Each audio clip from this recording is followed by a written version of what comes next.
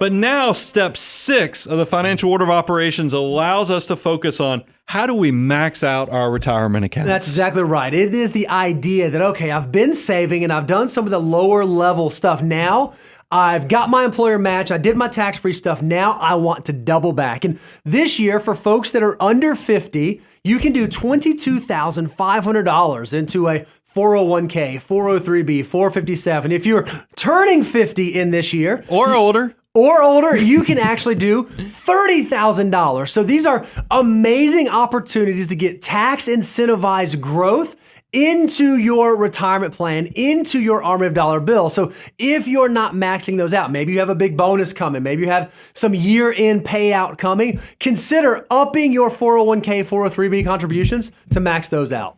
Yeah, and here's the thing. We're going to be doing some additional content on this. Government just came out, the IRS just asked, because a lot of you are probably getting nervous for 2024 because you knew that a lot of those catch-up, if your income was over a certain level, was going to have to go in after tax. Mm-hmm. Guess what? You're still going to be able to load up those accounts in normal tax-deductible ways, so that's a good thing that came out.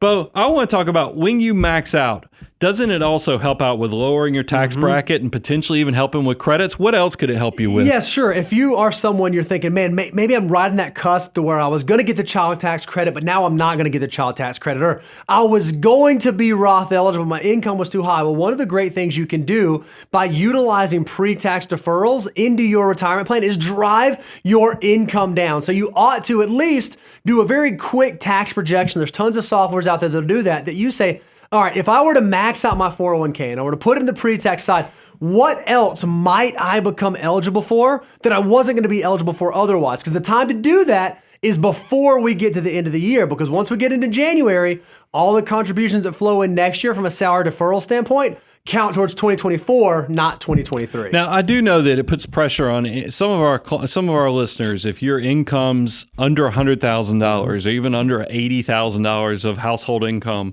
when you hear us talk about maxing out, you're like, guys, look, $22,500. If I'm 50 and older, that's $30,000. I can get a 25% savings rate without being able to hit those maximums. That's okay. That still allows you to graduate to step 7 of the financial order of operations, even if you haven't maxed out those retirement $22,500 or $30,000 if you're 50 and over. I love it. And as you move into that step 7, as you move into hyperaccumulation, now you're thinking through, how do I finish the drill?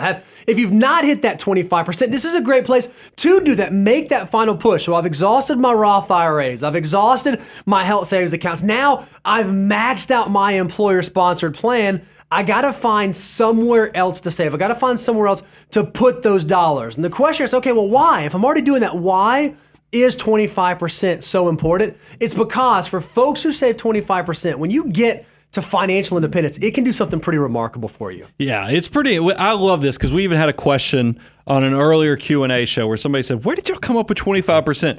We let the math dictate how things work. We know the typical saver, unfortunately, doesn't start until they're in their 30s. And if you look at our research, it shows you that 25% is the most effective way, really, for people who 30 and above to get to the path towards financial independence. Now, look, if you're a person, because I just told you, this is primarily for people who start in their 30s. So if you start in your 40s, you're going to have, as our chart shows you, if you go to moneyguy.com/resources, you're going to have to save more. 25% is a starting point there. But the good news is, if you start saving and investing, maybe you're one of our young listeners who's 22, 23 years of age, you're making a great income and you're super excited about saving, there's potential, if you look at our chart, that you can see that 15%, 20% still creates great opportunities. If you want to see what 25% can do for you, I'd encourage you to go out to moneyguy.com/resources, download this deliverable to see what kind of income you could replace based on saving at your age. So now,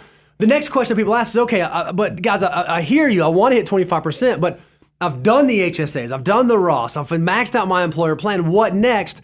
A lot of people are surprised to see there's nothing wrong with just opening a regular brokerage account, a regular after-tax, taxable brokerage account might be a wonderful place for you to hit that last 25% number. Yeah, remember, it's step 7, hyperaccumulation. We really talk about the 3-bucket strategy. When we talk about the 3 buckets, we're talking about your after-tax. We talk about your tax-deferred, which is your employer match, as well as anybody who's doing contributions to retirement plans to take a deduction right now. And then we got your tax-free. That's all your Roth assets. Now, it's not uncommon because even the financial order of operations is structured this way. You want to take advantage of all those tax-favored ways first. But you will get to a point where, especially if you're somebody who thinks you're going to retire much sooner than traditional 60, 65, or you get to a point where you're saving aggressively, but you've already maxed out all those tax-favored accounts like Bo said, there is nothing wrong with that after-tax brokerage account because it does offer some unique benefits. Yeah, here's one of the first benefits. There's no limit on contributions. So where Roth IRAs are capped at $6,500 or HSAs are at $7,750 or 401ks are at $22,500, you can put any amount of money that you would like into an after-tax brokerage account, and it's still tax advantage to a sense. You're not going to get a tax benefit, but if you hold the securities or the holdings of the mutual funds inside of that account long-term, they're subject to long-term capital gains rates, which are more favorable than ordinary income rates. So it's still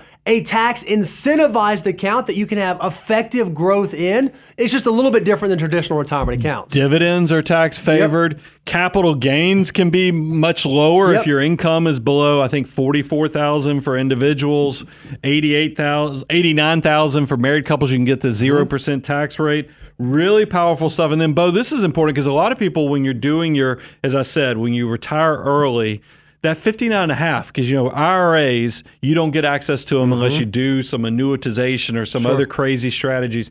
59.5, 401ks, but only if you've separated service while you've reached this age, 55. That's right. So, that's still, there are going to be people, especially if you think you're going to retire at 50, you're going to want to have access to an account. An after-tax brokerage account could be that bridge for you.